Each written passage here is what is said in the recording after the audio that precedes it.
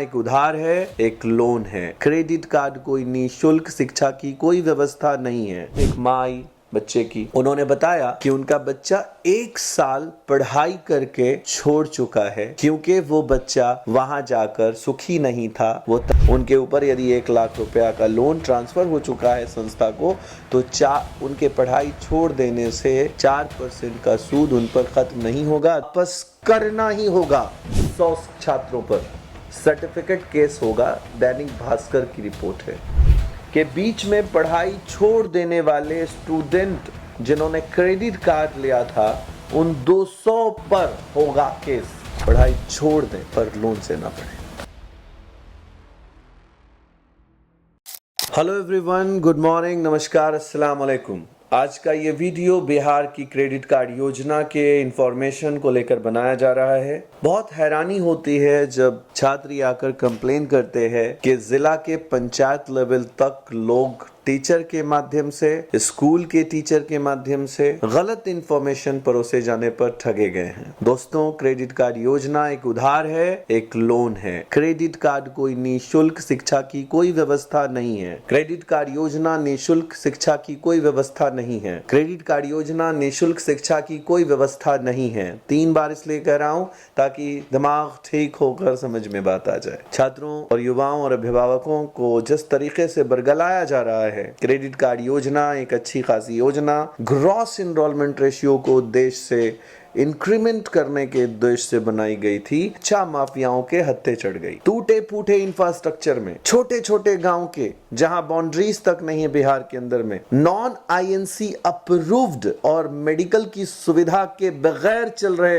Paramedical courses में radiology, ऑप्टीमेट्री, dialysis, MLT जैसे courses जो बहुत मेजर हैं, उनमें पढ़ाई हो रही है जहां ना कोई हॉस्पिटल की व्यवस्था है, ना कोई लैब है, ना कोई वर्कशॉप है। और क्रेडिट कार्ड योजना से वहां के छात्रों को नहीं बल्कि वहां के मालिकों को यह फायदा हो रहा है कि किसी भी छात्र का डॉक्यूमेंट्स अपलोड करके 4 लाख रुपया बिहार सरकार से निकाल कर और उनके कैंपस को चमकाया जा रहा है। जिस उद्देश्य से जब भी कोई अच्छी योजना आती है उसके साथ इस तरह का व्यवहार कर उस योजना को बर्बाद कर दिया जाता है, और उनमें से क्रेडिट कार्ड योजना एक है। कल मेरे पास एक माँ आई बच्चे की, उन्होंने बताया कि उनका बच्चा 1 साल पढ़ाई करके छोड़ चुका है क्योंकि वो बच्चा वहां जाकर सुखी नहीं था। वो तमिलनाडु गया एक बार और तमिलनाडु की संस्था में जाने के बाद उसको कम्युनिकेशन की दिक्कत आई, भाषा की समस्या आई, खाने की समस्या आई, उसने पढ़ाई छोड़ दिया। पर वो माँ ये नहीं जानती कि उसके क्रेडिट कार्ड से जो 1 साल की पेमेंट हुई है उसे वापस भी करना है। जब मैंने उसे बताया कि क्रेडिट कार्ड योजना पर यदि किसी छात्र ने 1 साल किया, 6 महीने भी अगर किसी संस्था में पढ़ाई की है और उनके क्रेडिट कार्ड के माध्यम से उनके ऊपर यदि 1 लाख रुपया का लोन ट्रांसफर हो चुका है संस्था को,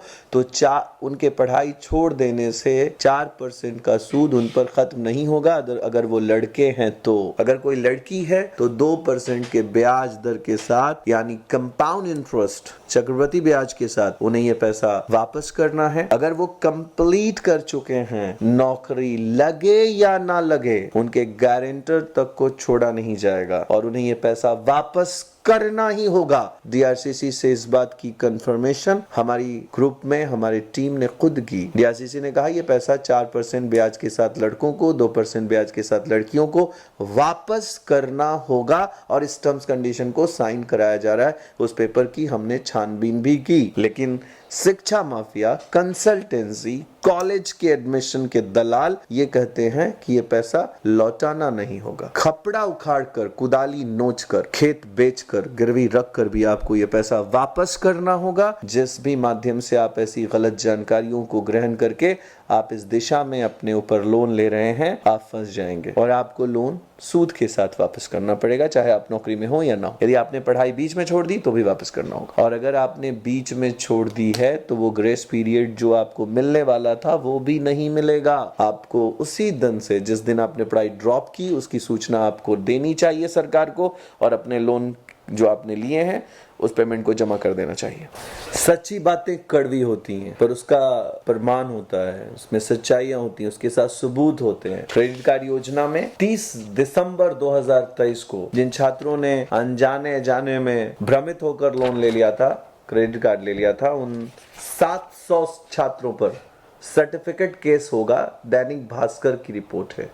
700 छात्रों पर जो अनजान होकर किसी के बहकावे में आकर लगे।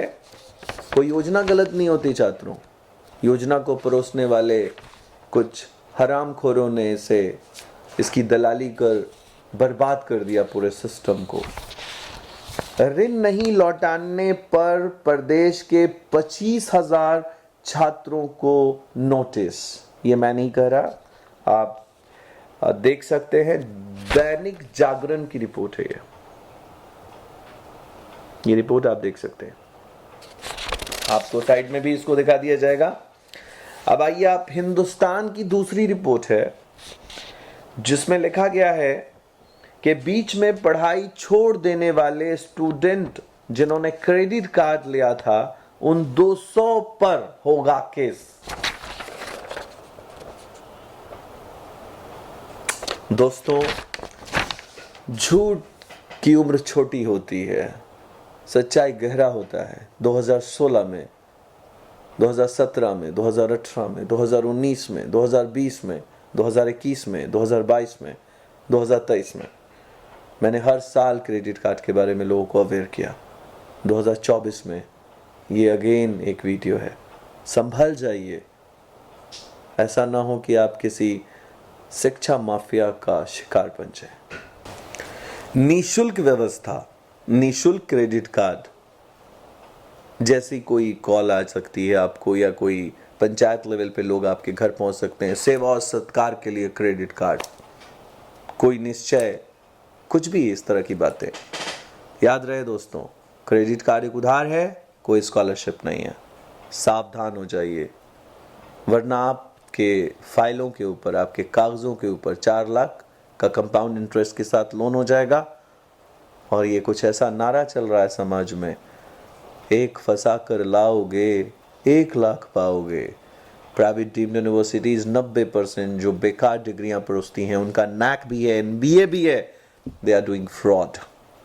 सावधान हो जाइए छात्रों, जिनकी दीवारें तक प्लास्टर नहीं है, जिनके यहाँ मेडिकल हॉस्पिटल्स नहीं है, वो रेडियोलॉजी, ऑप्टीमेट्री, और भी जिनके पास स्टेट नर्सिंग काउंसिल से सिर्फ मान्यता प्राप्त है, इंडियन नर्सिंग काउंसिल जैसी कोई अप्रूवल नहीं है, वो इंडियन नर्सिंग काउंसिल से बिना अप्रूव्ड कॉलेज में भी नर्सिंग और जीएनएम पढ़ा रहे हैं और 7-7 लाख रुपया ले रहे हैं।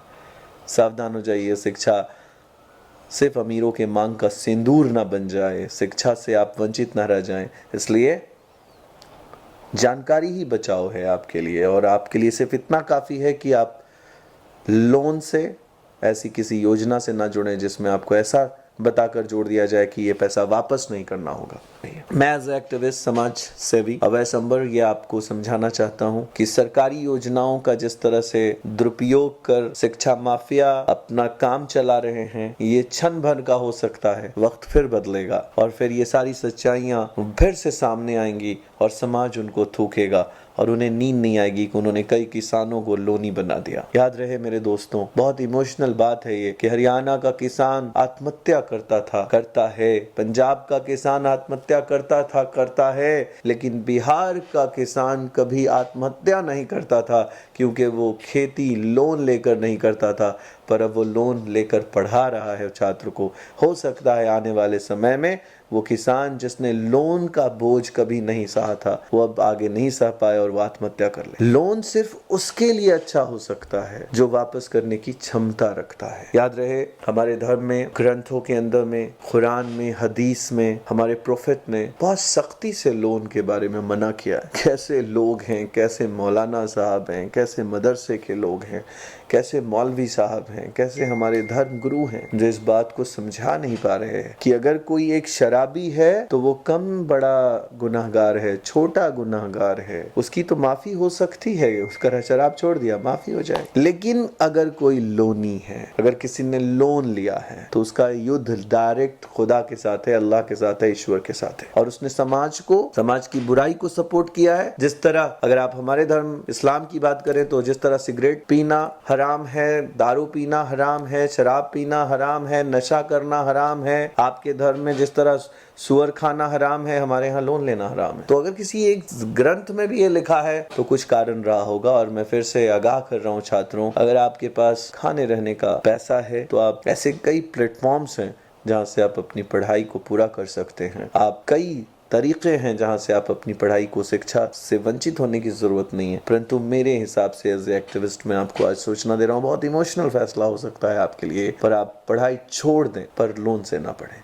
Thank you so much.